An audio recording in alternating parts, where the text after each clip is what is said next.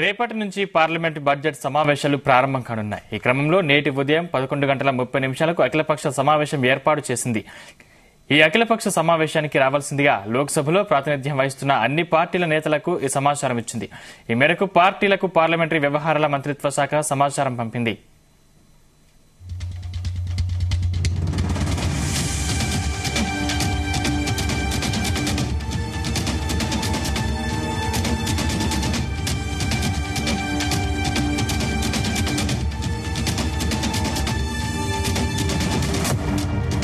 రేపటి నుంచి ఫిబ్రవరి 9 వరకు బడ్జెట్ తొలి విడత సమావేశాలు జరుగుతాయి. ఇవి ఈ లోక్సభకు చివరి సమావేశాలు.